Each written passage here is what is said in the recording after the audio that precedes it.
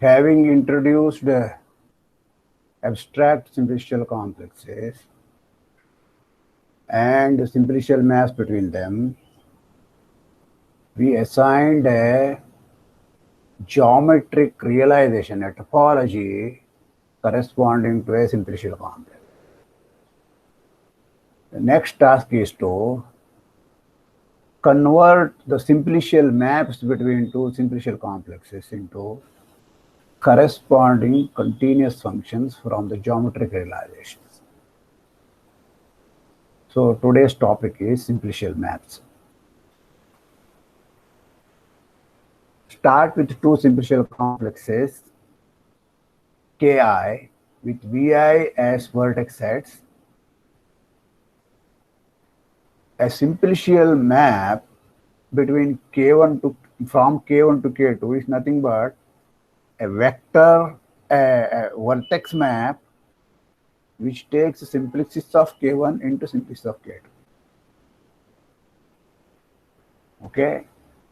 So once you have such a thing, you want to define a mod phi from mod K1 to mod K2, the geometric realization of K1 and K2. So you can call this mod phi also as a geometric realization. It will be a continuous function. So that is the aim. But how to assign? We take the canonical definition, namely, if phi maps several of the vertices to the same vertex, then at that vertex, you take the sum of all the values of alpha, which are mapped onto that vertex. Namely, I have defined mod phi of alpha. Alpha is a function, remember, on the vertex sets. So mod phi of alpha will be a function on the vertex set of V of K2. So let V2 be a vertex of K2. That means it's inside V2. Mod phi of alpha will be defined as sum of all the alpha V1 where V1 is mapped onto V2. There may be several points which are mapped onto V2 by this mod phi, by phi. So take all of them and evaluate them at alpha and take the sum. Okay. So the right hand side here is a real number, a non-negative real number. This sum may be empty also. There may not be any V1 mapped onto V2. This sum may be non-empty, but the sum itself may be zero. For each alpha, V1s may be zero. So that is also possible. But the sum total, we have to see that it is less than or equal to 1. That is important. It is always non-negative. That is fine. If it is bigger than 1, it doesn't make sense. But this cannot be bigger than 1 because all the time it is sum of the vertices evaluated at by alpha. Alpha evaluated at only sum of the vertices. Even if you evaluate alpha at all the vertices, namely finitely many, the sum total is equal to 1. So this will be always less than or equal to 1. Okay. So as a function, it is well defined. It makes sense. One more thing we have to verify. Namely, when you take mod phi alpha must be a point of mod K2, then its values at all the various points, sum total must be equal to again 1. So if I vary V2 here, then I am going to take all the points inside V1, okay, which are mapped onto various points inside V2, but this sum will be taken over all the V2s. Therefore, all the V1s will be taken care of. Therefore, this summation will become 1. Okay, therefore, this summation, this left hand side is actually well defined, defines a function from mod K1 to mod K2. Okay. This summation is never infinite by the very argument I have given, because they are only values of alpha taken at various points, various vertices. Moreover, one more thing we have to verify. Look at all the points wherein mod phi alpha is not zero. That is called support of mod phi alpha. This support of mod phi alpha must be a vertex of, must be a simplex of K2. Okay, so why that is true? So we need to have support of mod phi alpha as a member of S2. But this is nothing but phi of support of alpha. Look at all the points wherein alpha is not zero. Only those things will contribute and nothing else. All of them will contribute, of course, because alpha of V of one of them will be equal to 1 of alpha phi of that. So all of them will be taken care. So support of mod phi alpha is actually phi of support of alpha. This is a simplex and phi is a simplicial map. Therefore, phi of support of alpha is a simplex. Okay, with all these things, mod phi is well defined. Okay, essentially, you have to think of this as summing up the coordinates. So, if we are working with product topology, automatically this will be a continuous function, right? But we are not working product topology. What we are working with is this weak topology. We have to verify that it is continuous. Okay, but verifying continuity is easier in the case of weak topology. Okay, restricted to any closed simplex F. Okay, mod phi is actually a linear map, affine linear map. When I say linear here, it's affine linear, namely mod phi operating upon t times alpha plus 1 minus t times beta, where alpha and beta are elements of this closed simplex. Therefore, this convex combination makes sense. That will be also an element of closed simplex. Mod phi of that is t times mod phi of alpha plus 1 minus t times mod phi of beta. Can you see why? Because mod phi of whatever left hand side operating upon a vertex V, okay, is taken by the definition.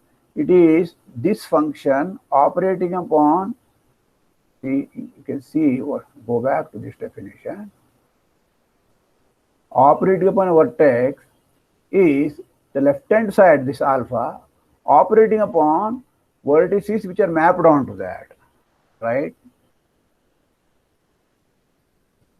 So this is operating upon some V2, and then you are taking sum. But before taking the sum, you can pull out this t, it's t times alpha V2 plus 1 minus t times beta V2. Then you are taking the sum, so t and 1 minus t will come out of respective things, leaving mod phi of alpha and mod phi of beta in the interior. So this linearity is very easy to verify. Okay, so if you restrict mod phi to closed simplex F, it is continuous because it is affine linear. Okay, since this is true for every mod F, okay, where F ranges over all the simplexes of K, that is even for continuity from mod K1 to mod K2. This is one of the criterion for continuity. That's the definition of the weak topology on mod K1. Okay, so we are successful defining mod of phi for each simplicial map phi from K1 to K2. Okay. This is in each chunk of simplexes on a triangle, on a line, on a tetrahedron and so on, it will be linear, only affine linear. Okay. There is no origin for all of them. So this is what is going to be what we are going to say, unifying the concept of linear approximation now. So we have generalized just the linear map, which is very rigid. Okay.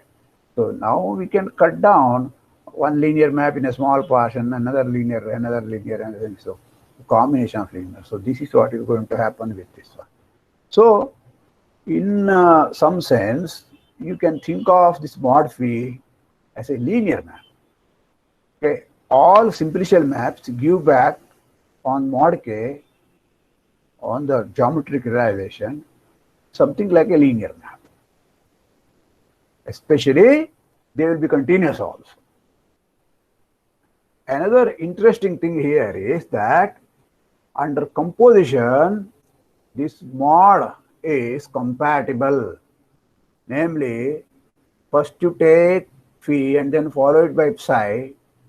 These two are simplicial maps. You get psi composite phi. If you take the mod of that, it is modulus of psi composite modulus of phi. And modulus of the identity is identity. That's very clear, because look at this definition here. If phi is identity map, then alpha v1 will be v1. Okay. There is no summation, nothing. So phi of alpha will be just alpha. Right?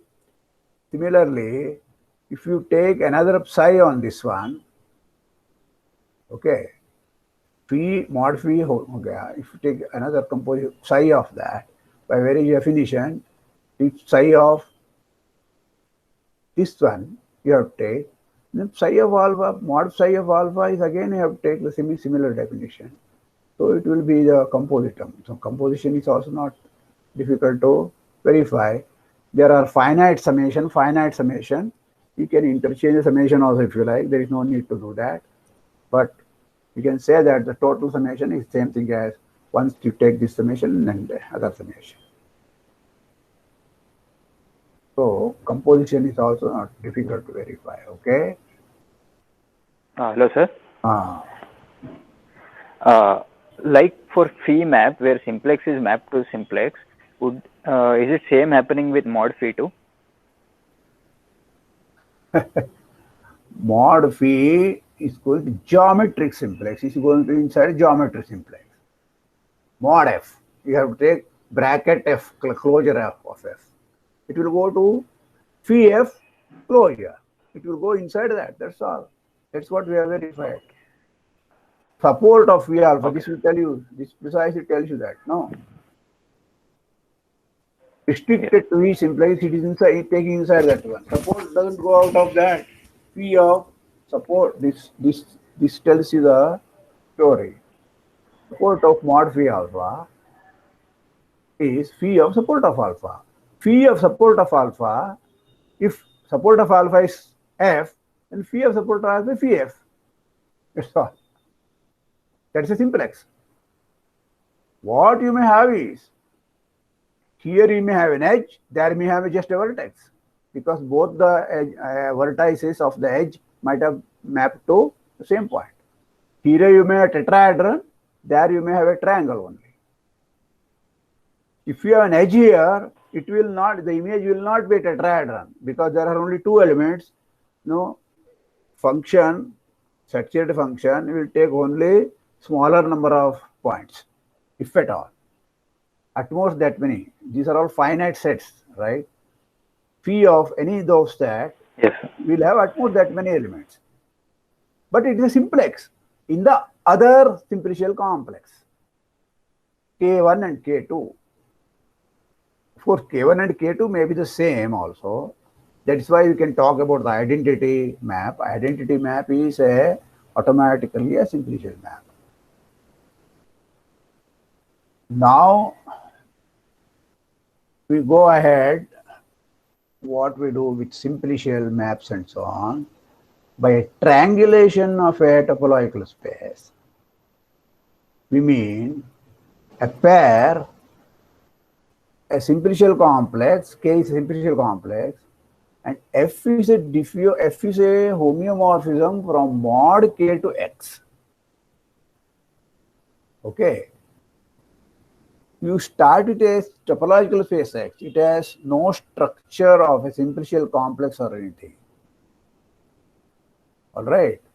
But K is a simplicial complex and mod K is a topological space. F to mod K is a F from mod K to X is a homeomorphism. This is the definition of a triangulation. The word triangulation is borrowed from when you take a surface, you cut it into triangles. But now we can use it for 1 dimension, 0 dimension, n dimension, 50 dimension, all of them. The word is only triangulation. There you don't see triangles. If you go to 3 dimension, there will be tetrahedrons and so on. Okay. If X has similar in measure theory, you call the time volume. The 2-dimensional volume is area. 1-dimensional volume is length. But we don't have many words, so 4-dimension, 5-dimension, we have just taken volume. It is just like that. So if we select a specific triangulation on it, then we call it a simplicial polyhedron. Okay. There may be several triangulations for a given topological space, or there may not be any. If there is one, it is triangulable. If you fix one, then it's called a triangulated manifold or triangulated space or a simplicial polyhedron. Sometimes just polyhedron. Okay. So don't confuse this polyhedron. It's a convex polyhedron inside Rn. Convex polyhedron is a special case of a polyhedron, that's all.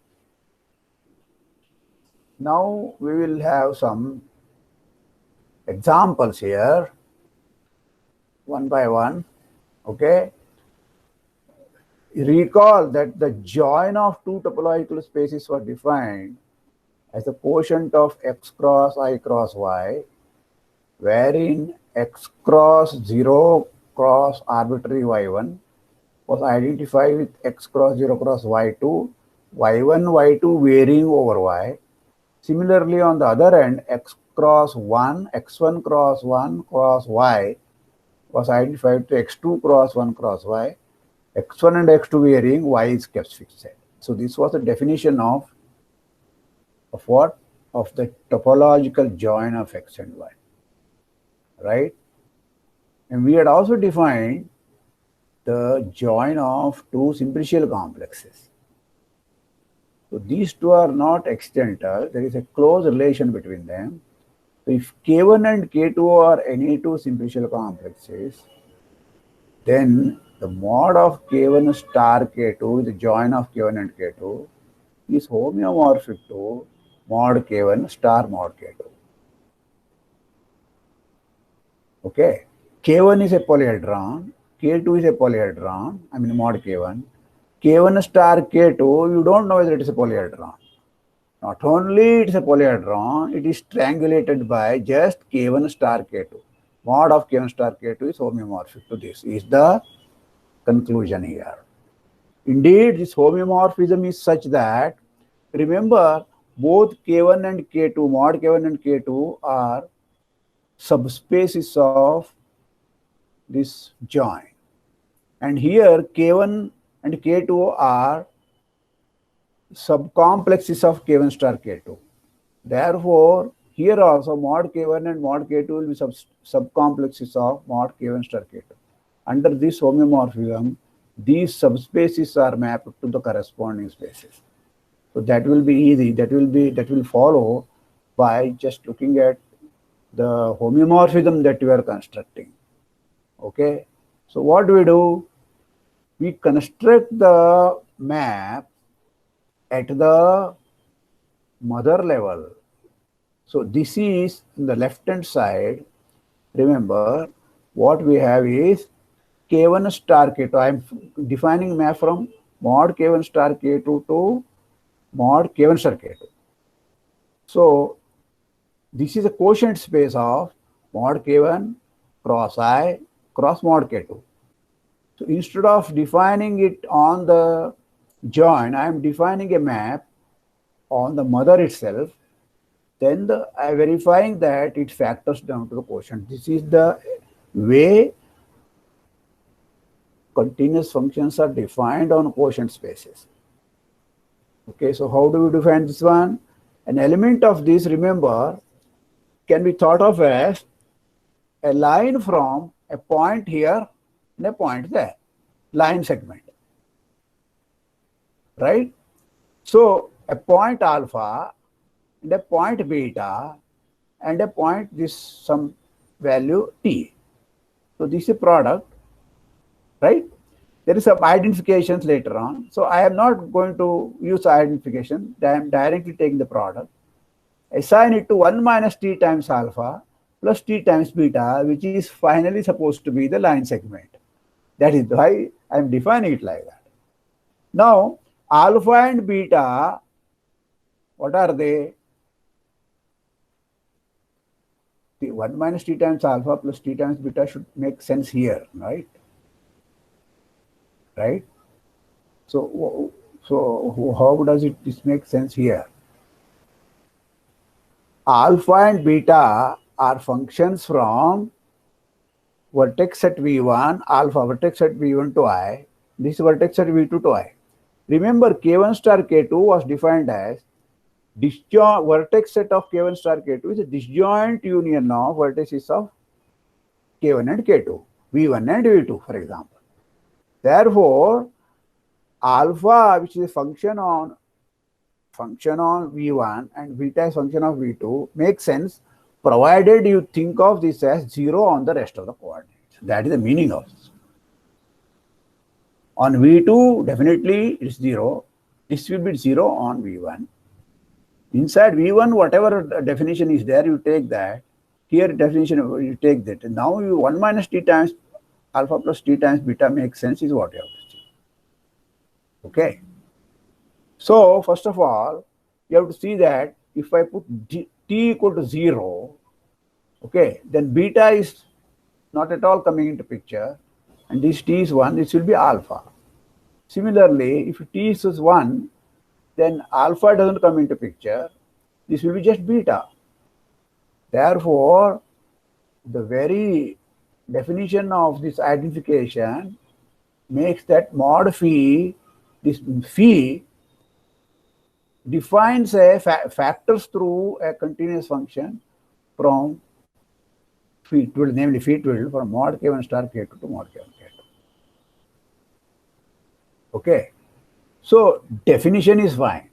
Now we have to verify that it is a bijection, continuous, the inverse is a bijection. Okay. The bijection is already taken care of by the very fact, by the expression here. What is the meaning of expression on this side? Okay. Here, you must remember that simplices here are just disjoint union of simplices here and simplices there. Right? So modulus of those simplices are just nothing but points of this way, and then you have to take 1 minus t times this plus 1 minus t times that. Sum total has to be 1. That's why you have to cut it down by, say, 1 minus t plus t. Then you take the sum. Okay. So there is a map. Let us see why this is a continuous bijection. Suppose Fj, F1 is K1, inside K1, F2 inside K2 are some faces. Then restrict the entire thing to just these faces. Okay. The image never goes out of that in the definition. So let us look at phi hat, phi twiddle from mod F1 star mod F2. This will be subspace of mod K1 star mod K2, right? To F1 star F2 mod. which is nothing but disjoint union of F1 and F2 mod. Okay, now remember, this is a full simplex. Okay, this and all subsets of this one will be there inside K1 star K2. All right, how many elements are there here? Cardinality of F1 plus cardinality of F2. How many are there here? They are also exactly same. And this map is nothing but, this is automatically an isomorphism. In this picture, which is nothing but, it is 1 minus t times alpha plus t times beta will dilute all the elements here. So every element here can be broken up into an element here plus element here. The element of there may be 0 also, doesn't matter. 0 times 1 minus t times 0 plus t times this one, when you take, it is nothing but all the functions here. That's what it gives you. So this is homeomorphism. Okay, so here you can directly verify that this is actually a linear, affine linear isomorphism.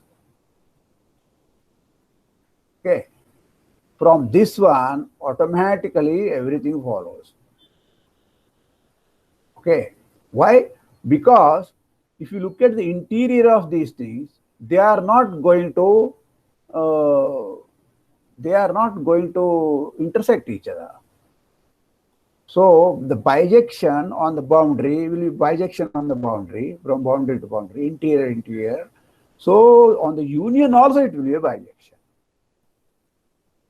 The second point is easier, namely continuity of the entire thing is verified by continuity restricting to each simplex, and simplexes are like this. So there it's continuous. Therefore, it's continuous on K1 mod K1 star mod K2. The converse also for continuity on from this way, the inverse, again the same thing. On F1 disjoint union F2, where F1 and F2 we range over all of them, if you verify the continuity restricted to that, then it will be continuous from K1 star K2 modulus to the mod K1 star mod K2, the inverse map. Okay, so inverse continuity is also verified by this homeomorphism. Therefore, the simplicial joint corresponds to topological joint when you take the geometric realization. So that is the meaning of this. And this feat today is very canonical way we have obtained. See, there is no other structure here. It is just the structure of these, intrinsic structure of these two things are used. So this will automatically give you K1 star, K2 star, K3, all of them associated or K1 star, K2, K2 star, K1. Okay, so this is what you call as canonical bijection, homeomorphism. Under a simplicial map, if K1 to K2 there is simplicial map, K2 to K3, then you go there, corresponding simplicial map, there will be a commutative diagram under these homeomorphisms. This is the so generic thing, but when you specialize, you can take anything, but K to second one, you take a single point. Then by definition, K star V is nothing but a cone, the cone over K. First take the cone over K and then take the geometric realization. The same thing as take the geometric realization and then take the cone over K. Okay. So this one is a cone over simplicial complex K is in fact the topological cone over mod K. All right, because it will be K star mod K star V. Star with a single point space in the case of topological join is just a cone. That is also we have seen. In particular, K star V mod is contractible. Okay. Similarly, if you take X star 2 points, S naught has 2 points, right? This is the suspension we have defined, right? So you can take K star 2 points here and then take the modulus. That will correspond to suspension of K. Okay. This part we have already seen. Repeated application of S naught star gives you n plus S naught star S naught, yeah, S1. So n plus 1 copies will give you Sn. So this is the whole thing. In particular, if you start with some simplicial complex K such that geometric realization of that is a sphere of some dimension, J, let us say, then if you take the join of these two, then take the geometric realization, it will be the same thing as join of the two spheres, corresponding sphere P1 and P2, which will be equal to as P1 plus P2 plus 1. So this is what we have seen, join of these two. So this is a special case of this one. So we can use many special cases to derive various results from this join. So let us say some more examples, simpler examples now. The convex hull of our E0, E1, En inside R infinity is easily seen to be geometric realization of standard simplex delta n. That's what we have seen actually by definition. Shall now use symbol now mod delta n for both of them, whether it is inside Rn plus 1, Rn plus 2, or Rn plus 3, or R infinity. We will use the same symbol mod delta n. Okay, for the geometric realization, the standard and simplex. All spheres and disks are triangulable. It means what? There is a polyhedron, there is a simplicial complex. Mod of that simplicial complex will be isomorphic to these spaces. Okay, so what are these? Suppose n is 0. What is D naught? D naught is single point. What is S naught? S naught is 2 points. So there is nothing to prove there. So singleton, doubleton, they are triangulable. All right. The simplest polyhedron is mod F for any Q simplex F, which is, if its dimension is Q, it is homeomorphic to delta n, mod delta Q. That is what we have seen. Right. So we have been telling that this mod F is homeomorphic to the unit disk dq inside RQ. Okay. So just to recall all these things, I will tell you how we have done it.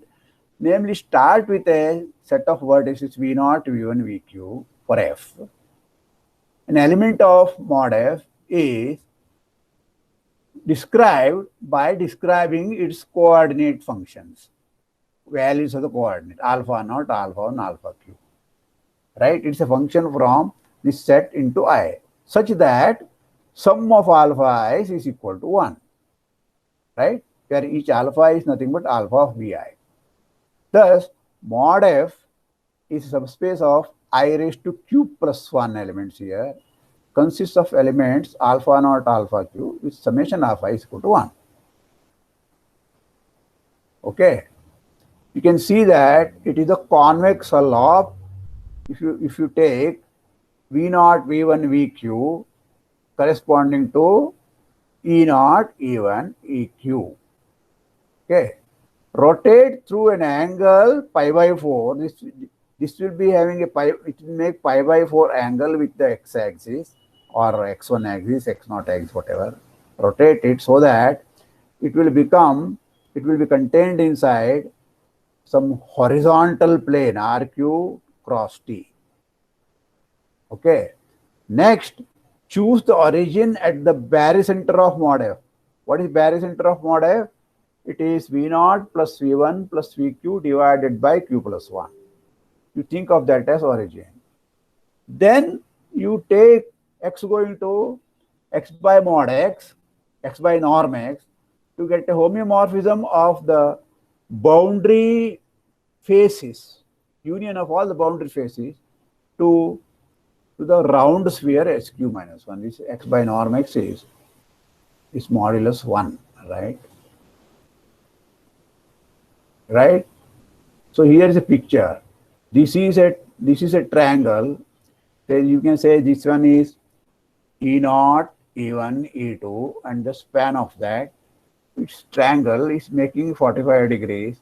You rotate it, bring this point to the xy plane, the 0, 0, 1 xy plane by rotating it. Rotation, because I don't want to change its geometry, okay, just for a while. So then this has become horizontal in the horizontal plane. You choose the orthocenter or barycenter as the origin. Then you take x by norm x, project it. All of them, this boundary of this triangle goes to the sphere homeomorphically. This is just like a projection map. Okay. Once you have a homeomorphism of the boundary to this one, you can use the so-called cone construction to say that the full disk is homeomorphic to the full simplex. So I will describe that one. So this is what is going to happen. Triangulation of the pair. This is supposed to be the full disk dq, and the boundary simultaneously of the pair gets triangulated. Triangulation means now what? You have a simplicial complex, and the boundary of simplicial complex giving you, when you take mod, respectively they will be dq and sq minus 1. Okay. So I will describe this cone construction once for all. Again and again, this will come. Remember, the boundary of f is nothing but all the simplices except f itself. Okay. So this, I want to say that this is going to give you SQ minus 1.